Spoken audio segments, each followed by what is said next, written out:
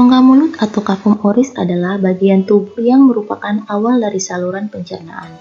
Rongga mulut dilapisi oleh mukosa yang terdiri dari lapisan epitelium dan lamina propria yang mana mempunyai fungsi sebagai pelindung jaringan, fungsi sensori, aktivitas kelenjar, dan sekresi. Rongga mulut dapat mengalami kelainan dan penyakit baik itu pada jaringan keras seperti karies gigi, pada jaringan periodontal, dan pada jaringan lunak.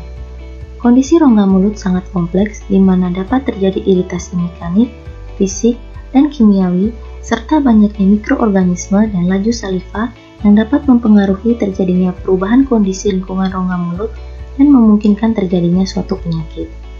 Penyakit yang terjadi di dalam rongga mulut dapat menimbulkan keluhan atau tanpa keluhan, bisa berupa kelainan jinak atau keganasan, ataupun merupakan manifestasi dari penyakit sistemik. Penyakit dan kelainan pada rongga mulut perlu dipahami secara mendalam, baik dari segi gambaran klinis, etiologi, pemeriksaan penunjang, yang berguna untuk menegakkan diagnosa dan menentukan rencana perawatan dan terapi yang sesuai. Tujuan dari penulisan makalah ini adalah untuk mengetahui jenis-jenis penyakit dan kelainan rongga mulut. Manfaat dari penulisan makalah ini adalah memahami penyakit dan kelainan rongga mulut, gambaran klinis, etiologi, rencana perawatan, dan terapi.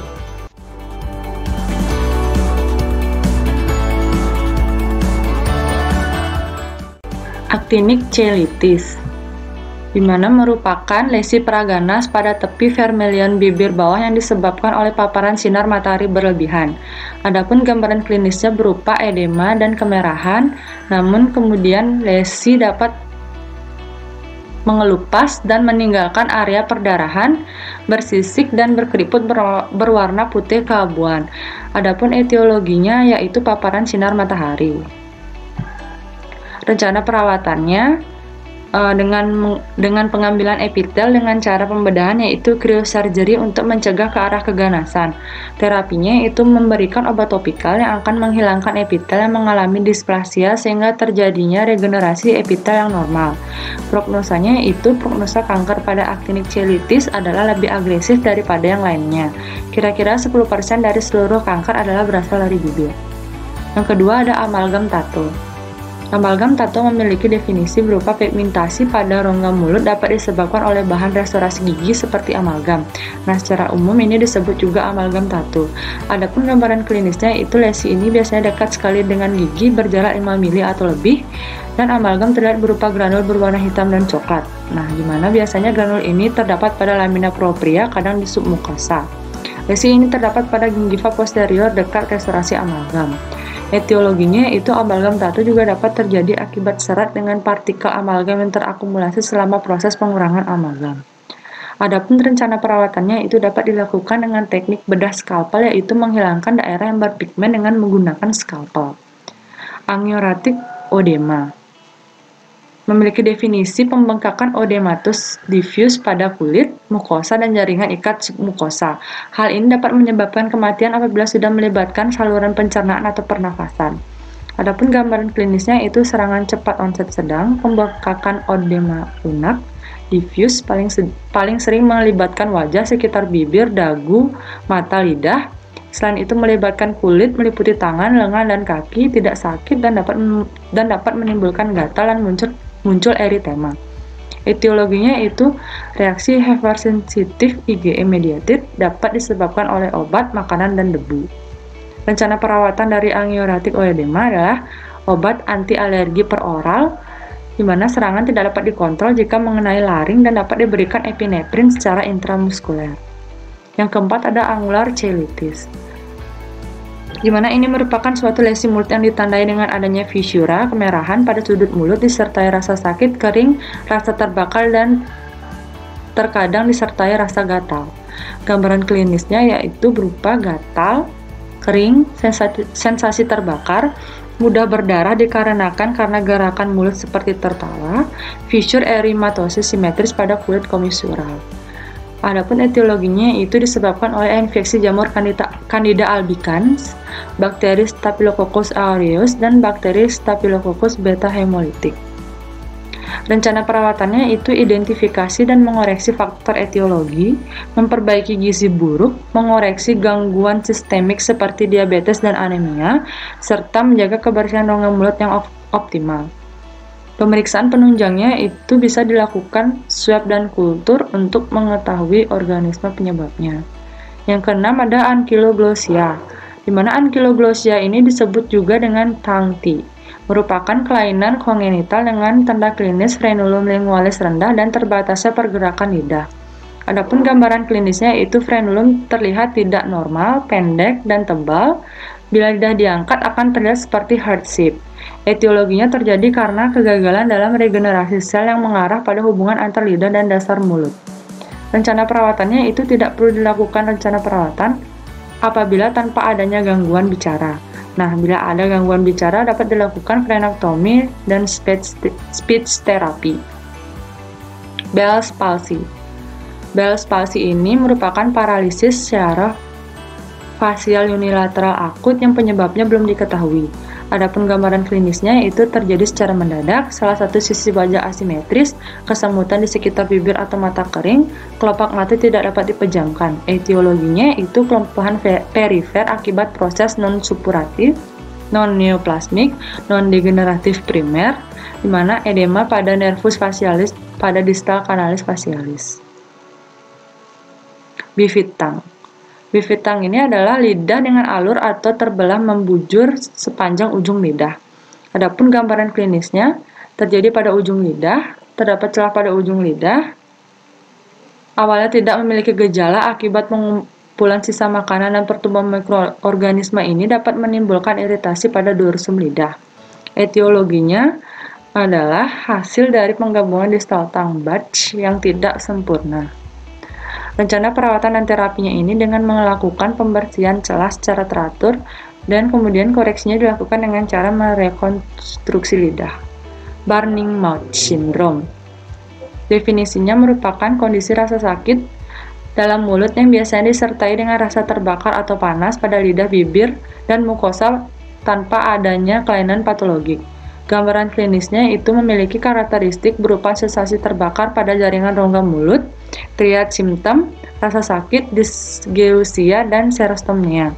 Etiologinya ini belum diketahui dan masih menjadi suatu enigma. Rencana perawatannya itu bila ditemukan adanya kelibatan kelainan sistemik, pengelolaan harus di bidang yang terkait. Yang ke-10 ada cheilosis, di mana cheilosis ini keadaan di mana terdapat fissure dan kondisi mengelupas pada permukaan merah dari bibir dan sudut mulut yang disebabkan oleh riboflavin. Gambaran klinisnya yaitu bibir pecah-pecah, mudah berdarah, terasa perih, vermilion border tidak jelas. Etiologinya yaitu perubahan inflamasi pada mukosa bibir adalah tanda kekurangan satu atau lebih zat gizi berikut yaitu riboflavin, niacin, asam folat, protein, vitamin B12, dan zat besi. Adapun rencana perawatannya yaitu dengan meningkatkan konsumsi makanan yang mengandung zat gizi. Selain itu, dehidrasi juga dapat menyebabkan bibir retak dan pecah-pecah. Oleh sebab itu, penggunaan Vaseline, Proteolum jelly, atau lip balm dapat membantu untuk menjaga kelembaban dari bibir. Selanjutnya adalah chemical burn. Chemical burn adalah kondisi mukosa rongga mulut yang mengalami koagulasi nekrosis pada lapisan epitel. Kondisi ini disebabkan oleh proses inflamasi yang dipicu oleh bahan kimia. Gejala yang ditimbulkan oleh chemical burn adalah rasa nyeri pada lesi. Lesi berbentuk irregular dengan ditutupi oleh white pseudomembran. Lapisan putih pada lesi akan ikut terangkat apabila dilakukan tekanan pada daerah lesi. Daerah pada tengah lesi akan berwarna kemerahan disertai ulcer dan adherent patches pada daerah perifernya. Tanda yang ditimbulkan ketika lesi semakin parah adalah ketika batas lesi berbentuk diffuse. Untuk etiologi, lesi disebabkan oleh bahan kimia yang mengandung aspirin, hidrogen peroksida, silver nitrate, derivat fenol, dan etil alkohol. Kemudian untuk perawatannya, hilangkan agen penyebab, irigasi dengan norma salin atau betadine, lesi kemudian dioleskan dengan anestesi topikal, seperti diklonan hidrochloride atau benzokain untuk meredakan nyeri.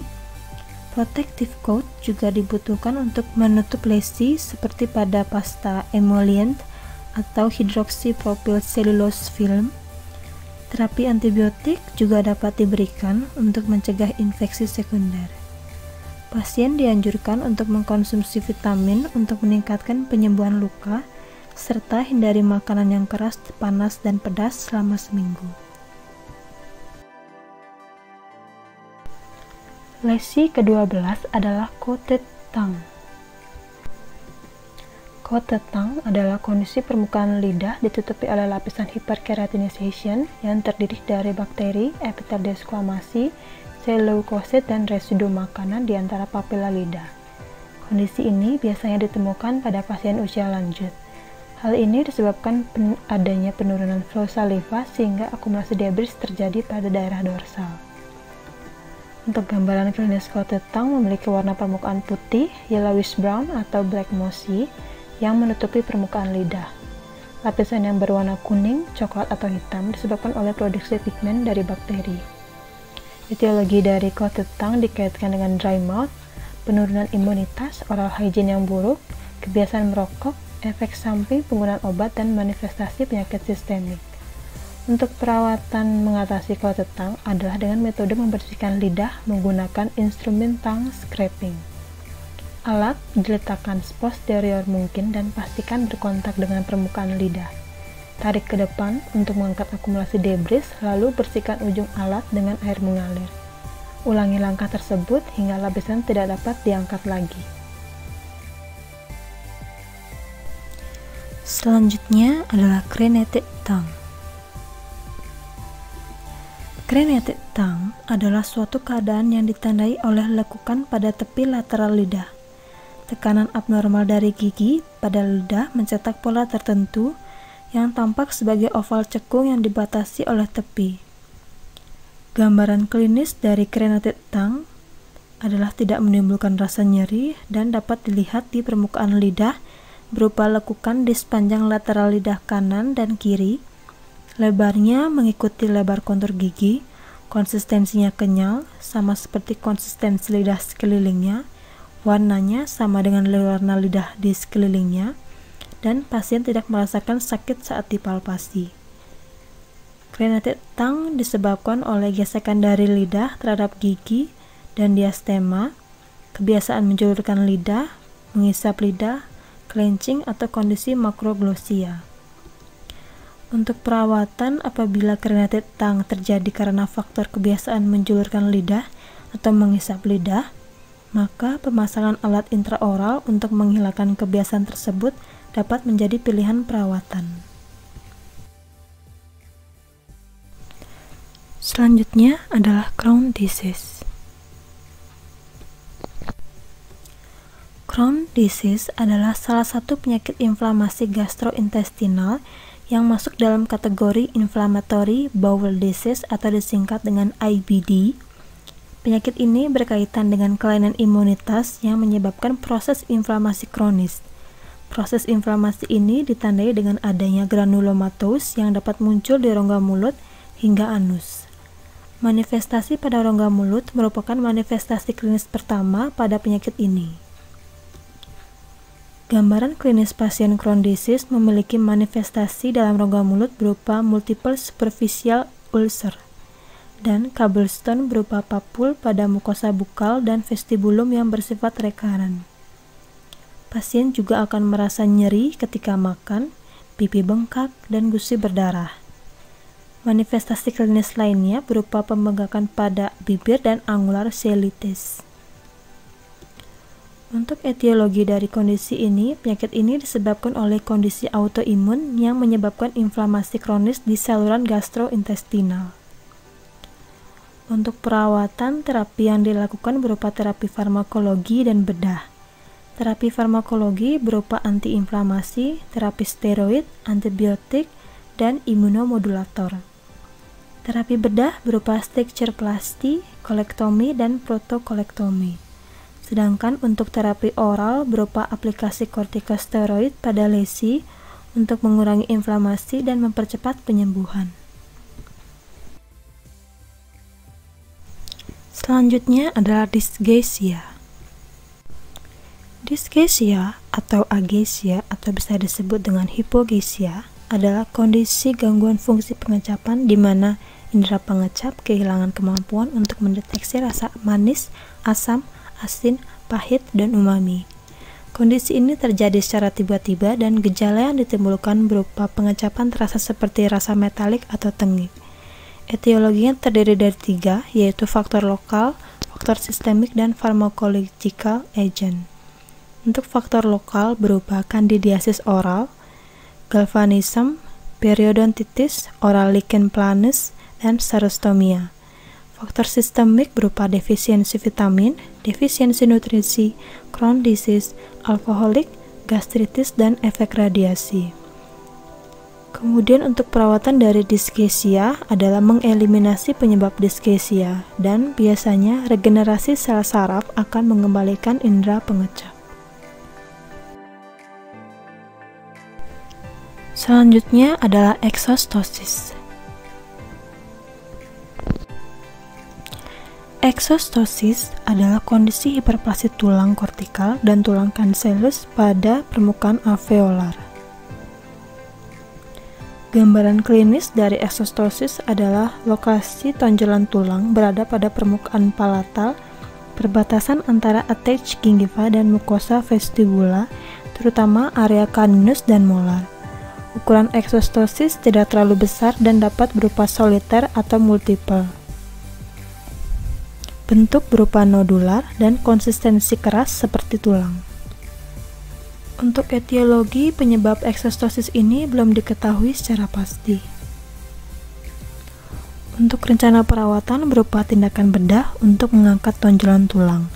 Tindakan ini dilakukan apabila tonjolan tulang yang menyebabkan frekuensi trauma atau ketika pasien ingin menggunakan protesa.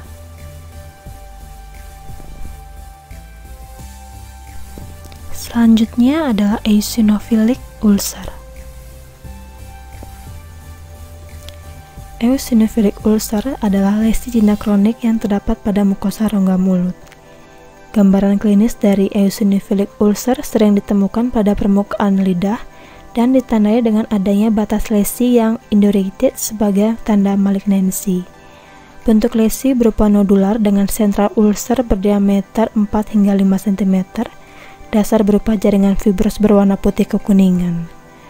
Gejala yang ditimbulkan adalah nyeri terutama ketika makan atau terkena trauma. Etiologi dari eosinophilic ulcer belum dapat dipastikan.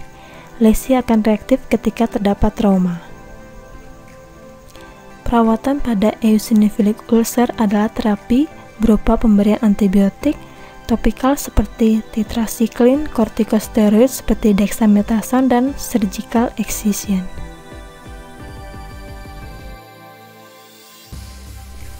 Selanjutnya adalah epidermolysis bullosa. Epidermolysis bullosa adalah penyakit keturunan yang menyebabkan kulit menjadi rapuh dan mudah melepuh.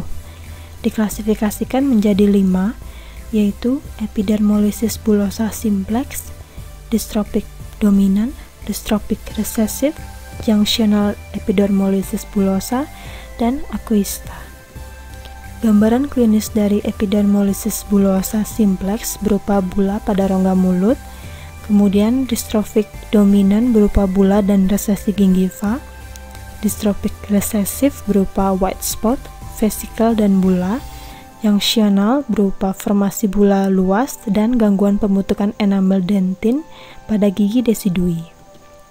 Etiologi kondisi ini disebabkan oleh mutasi gen terutama yang memproduksi keratin, kolagen, dan jaringan ikat sehingga terjadi pembentukan bula pada epidermis terutama pada daerah telapak kaki, telapak tangan, dan membran mukosa.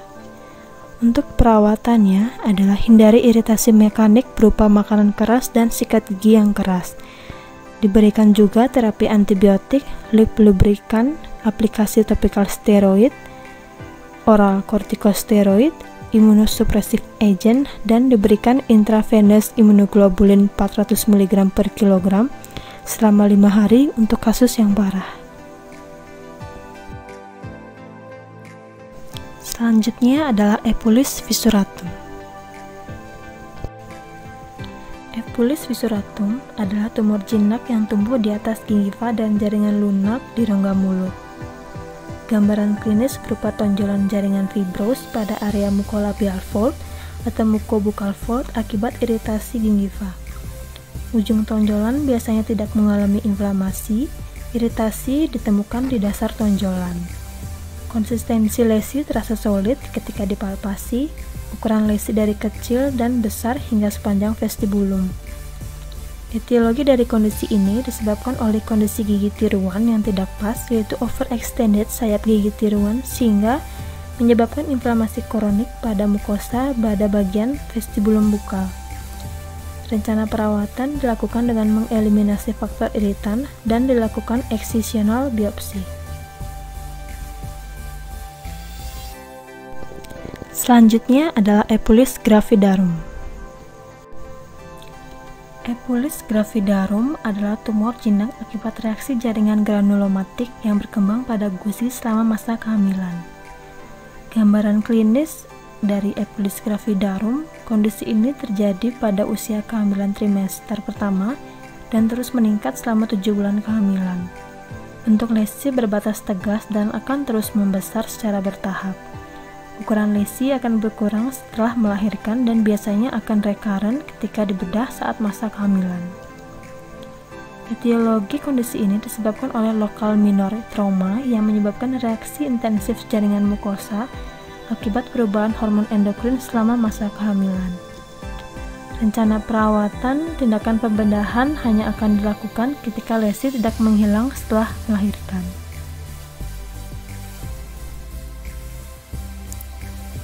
Selanjutnya adalah eritroplakia.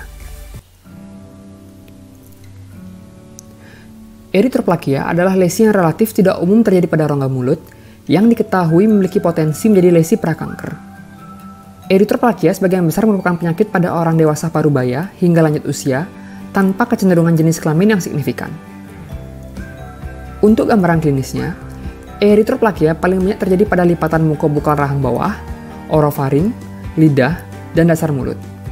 Lesi ini tidak menimbulkan rasa sakit, permukaan datar, bertekstur seperti beludru, dan dapat juga terdapat bintik atau area berwarna putih.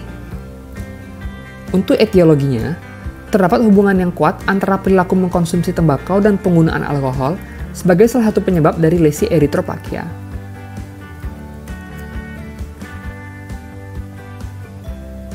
Untuk penata laksanaannya, penata laksanaan lesi eritroplakia diawali dengan menghilangkan faktor yang dicurigai menjadi penyebab munculnya lesi ini, seperti kebiasaan merokok, minum minuman beralkohol, maupun menyirih. Selanjutnya dapat dilanjutkan ke terapi definitif, di mana terapi definitif lesi eritroplakia dapat menggunakan prosedur bedah teknik destruktif seperti bedah laser dan bedah eksisi. Terapi bedah laser maupun bedah eksisi harus ditindaklanjuti dengan kontrol pasien setiap 3 bulan sekali di tahun pertama pasca operasi dan kontrol 6 bulan sekali di 4 tahun selanjutnya.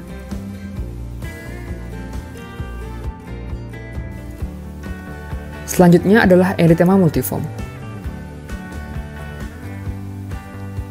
Erythema multiforme adalah penyakit inflamasi akut pada kulit dan membran mukosa yang menyebabkan lesi kulit yang bervariasi. Manifestasi klinis penyakit ini dapat bervariasi mulai dari erythema multiforme minor yang bersifat ringan tanpa keterlibatan membran mukosa atau hanya keterlibatan minimal, hingga erythema multiforme mayor yang bersifat lebih berat dan disertai keterlibatan 2 mukosa atau lebih. Untuk gambaran klinisnya, penyakit ini ditandai dengan makula atau papula berdiameter 0,5 sampai 2 cm yang muncul dalam distribusi segmental. Lesi kulit yang khas dari erythema multiforme dapat berupa makula, papula, dan vesikal yang tidak spesifik.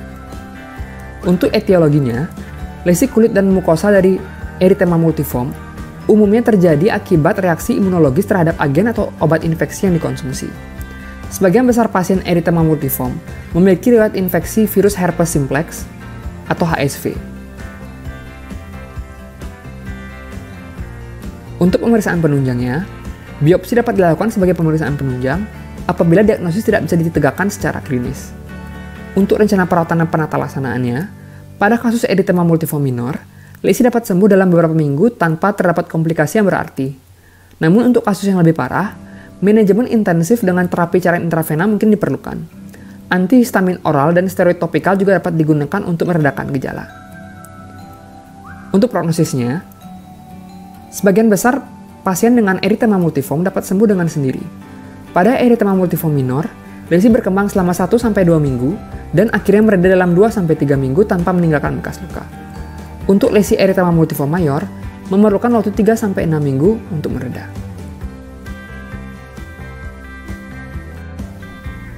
Selanjutnya adalah exfoliate cheilitis. Exfoliate cheilitis tergolong suatu kondisi yang jarang terjadi sebagai keadaan inflamatori kronis superficial yang ditandai dengan adanya pengelupasan permukaan keratin bibir, sedangkan area yang lain terjadi pembentukan lapisan keratin, sehingga akan memberi kesan pengelupasan bibir secara berkelanjutan pada pasien dengan exfoliate cheilitis.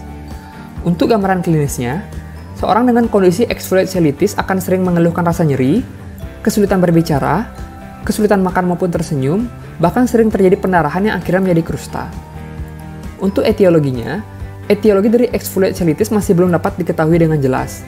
Terdapat beberapa laporan yang mengatakan exfoliate cheilitis dapat diakibatkan oleh infectious activity, seperti kebiasaan menjilat bibirnya sendiri apabila terasa kering. Literatur lainnya juga mengatakan bahwa salah satu penyebab dari exfoliate cheilitis adalah kondisi stres yang dialami oleh seseorang. Untuk penata laksanaannya, perawatan yang dapat dilakukan yaitu dengan menggunakan topikal antibakteri dan antifungi, serta diberikan topikal kortikosteroid, di mana setelah itu dilanjutkan dengan terapi. Terapi yang dilakukan yaitu adalah terapi krioterapi, yang bertujuan untuk mencegah kerusakan jaringan sekunder. Penggunaan antidepresan juga dapat dilakukan untuk pasien dengan riwayat kondisi stres atau depresi. Selanjutnya adalah fibroma. Fibroma merupakan suatu neoplasia jinak yang berasal dari jaringan ikat fibrosa yang dapat menyebabkan masalah estetika dan fungsional.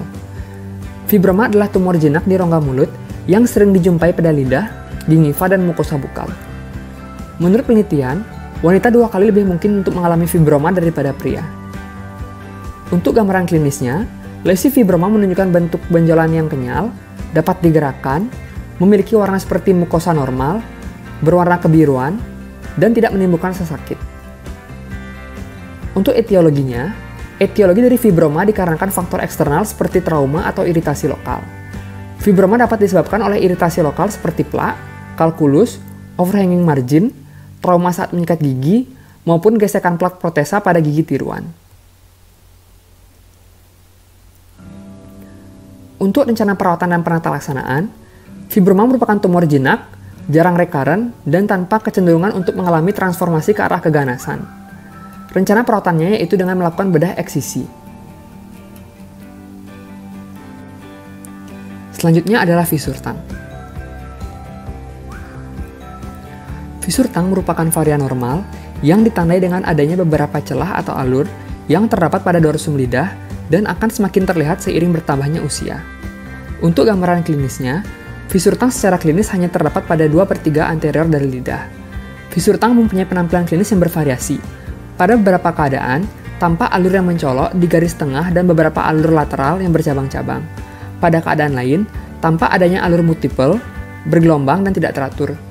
Fisur seringkali mempunyai kedalaman 2-5 mm dan lebar yang bervariasi. Untuk etiologinya, etiologi fisur tang kebanyakan merupakan herediter, di mana terlihat saat lahir atau mungkin semakin menjadi jelas ketika saat sudah berlanjut usia. Fisur tang bisa terdapat pada anak-anak maupun orang dewasa. Untuk rencana perawatan dan penata laksanaannya, penata laksanaan dari fisur tang meliputi KIE untuk menjaga kebersihan rongga mulut terutama lidah menggunakan tongue cleaner. Jika menggunakan gigi tiruan, instruksikan rutin membersihkan gigi tiruan, melepas gigi tiruan saat tidur, tidak merokok, makan makanan bergizi, dan istirahat yang cukup. Selanjutnya adalah Fordyce granules. Fordyce granules merupakan salah satu variasi normal di mana terdapat kelenjar sebasea ektopik pada mukosa rongga mulut yang umumnya berupa peninggian papula berwarna putih kekuning-kuningan. Untuk gambaran klinisnya, gambaran klinis dari Fordyce granule berupa kelenjar sebasea ektopik yang terlihat di rongga mulut sebagai bintik-bintik kecil, tidak menimbulkan rasa sakit, dan berwarna putih kekuning-kuningan dengan diameter 1-3 mm. Untuk etiologinya, etiologi dari Fordyce granule masih idiopatik, namun beberapa penelitian mengungkapkan terdapat hubungan genetik yang dapat menyebabkan kondisi dari Fordyce granules. Untuk rencana perawatan dan penata laksanaannya, peneliti beranggapan kasus Fordyce granulus merupakan kondisi fisiologis yang normal dan tidak membutuhkan perawatan khusus serta hanya cukup diberikan KIE. Selanjutnya adalah frictional keratosis. Frictional keratosis adalah lesi putih yang disebabkan oleh iritasi mekanis kronis atau trauma akibat tepi tajam gigi atau restorasi, protesis gigi, makanan abrasif, atau menyikat gigi yang terlalu kasar. Untuk gambaran klinisnya, gambaran klinis dari frictional keratosis yaitu terdapat plak putih berbatas diffuse dengan bentuk yang tidak beraturan dengan permukaan yang kasar. Lesi ini biasanya ditemukan pada daerah-daerah yang mudah tergigit, misalnya lidah, bibir, maupun mukosa pipi bagian dalam. Lesi ini kadang-kadang menyerupai dengan leukoplakia. Untuk etiologinya, etiologi dari frictional keratosis adalah kebiasaan menggigit pipi, penggunaan alat ortodontik, penggunaan gigi tiruan yang tidak pas, cups yang patah, dan tepi kasar pada gigi karies atau gigi yang rusak. Adapun faktor predisposisinya seperti kebiasaan merokok dan konsumsi alkohol yang dapat meningkatkan prevalensi dari frictional keratosis. Untuk penata laksanaannya, penata laksanaan dari frictional keratosis yaitu dengan menghilangkan faktor penyebab trauma, memberikan KIE, dan melakukan observasi. Sementara pemeriksaan penunjang yang dapat dilakukan adalah pemeriksaan histopatologis dan biopsi. Pemeriksaan histopatologis dapat menegakkan diagnosis karena etiologi maupun gambaran klinis dari frictional keratosis mirip dengan leukoplakia. Pada leukoplakia, gambaran histologis hiperkeratosis mungkin disertai akantosis dan displasia sel epitel. Sedangkan frictional keratosis, gambaran histologisnya hiperkeratosis tanpa disertai displasia sel epitel. Selanjutnya adalah geographic tongue. Geographic tongue adalah lesi inflamasi yang tidak membahayakan. Biasanya merupakan kondisi asimptomatik dengan etiologi yang tidak diketahui yang terdapat pada epitel lidah. Untuk gambaran klinisnya, gambaran klinis dari geographic tongue ditandai dengan lesi yang khas terdiri dari area erythematus pada dorsum lidah dengan disertai desquamasi papilla filiformis yang dikelilingi oleh batas tegas sedikit menonjol berwarna putih kekuning-kuningan dengan tepi yang irregular atau tidak beraturan. Untuk etiologinya, etiologi dari geographic tongue meliputi stres emosional, status sosial ekonomi, penggunaan gigi tiruan, merokok, maupun defisiensi nutrisi. Untuk penata laksanaannya, penata laksanaan dari geographic tongue yaitu berupa KIE mengenai perilaku menjaga kebersihan dan kesehatan rongga mulut, serta observasi. Namun, jika terdapat gejala nyeri atau sensasi terbakar, maka dapat diberikan anestesi lokal seperti lidocain, pemberian antihistamin, serta terapi vitamin A yang dapat membantu meredakan keluhan pada pasien. Selanjutnya adalah anemia megaloblastik atau glositis terkait anemia B12. Anemia megaloblastik atau glositis terkait anemia B12 terjadi akibat kekurangan vitamin B12 atau defisiensi asam folat, di mana kondisi ini ditandai dengan lidah yang terlihat lebih berwarna merah. Untuk gambaran klinisnya, gambaran klinis pada rongga mulut ditandai dengan kondisi glositis, di mana pasien mengeluhkan rasa sakit, inflamasi, dan sensasi terbakar pada bagian lingual yang melibatkan seluruh rongga mulut, parestesia, dan mulut menjadi kering. Untuk etiologinya, penyebab kondisi anemia megaloblastik meliputi kekurangan vitamin B12 atau asam folat maupun keduanya. Untuk rencana perawatan dan penata laksanaan, perawatan yang diberikan berupa KIE mengenai pemilihan makanan yang lebih bergizi, menghindari makan makanan pedas, mengurangi konsumsi alkohol dan merokok, yang dimana kebiasaan tersebut dapat memperparah kondisi, khususnya yang terjadi di rongga mulut. Adapun perawatan tambahan yang dapat diberikan adalah pemberian vitamin B12 dan suplemen asam folat. Untuk prognosisnya, sebagian besar kasus glositis terkait anemia B12 memiliki prognosis yang baik apabila segera ditindaklanjuti, sehingga upaya perawatan berupa KIE dan pemberian vitamin B12 serta asam folat dapat memberikan hasil yang maksimal. Selanjutnya adalah glosodinia. Glosodinia adalah sensasi terbakar kronis pada rongga mulut, terutama pada lidah yang disebabkan oleh multifaktor. Untuk gambaran klinisnya, gambaran klinis dari glosodinia ditandai dengan rasa nyeri, sensasi terbakar, yang biasanya dimulai pada pagi hari dan akan meningkat pada siang hari. Untuk etiologinya, etiologi dari glosodinia dibagi menjadi 4 faktor, yaitu faktor lokal, faktor sistemik, faktor neologis, dan idiopatik. Untuk faktor lokal dapat disebabkan karena kebiasaan mengkonsumsi tembakau yang berlebihan atau bruxism.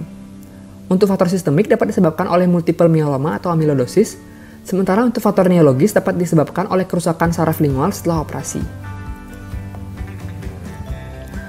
Untuk penata laksanaannya, rencana perawatan dari glozodinia yaitu yang pertama adalah menghilangkan faktor lokal penyebab glozodinia, dilanjutkan dengan relaksasi otot dengan mengkoreksi maloklusi, kemudian dapat dilakukan pengobatan faktor sistemik, lalu dilanjutkan dengan terapi topikal dengan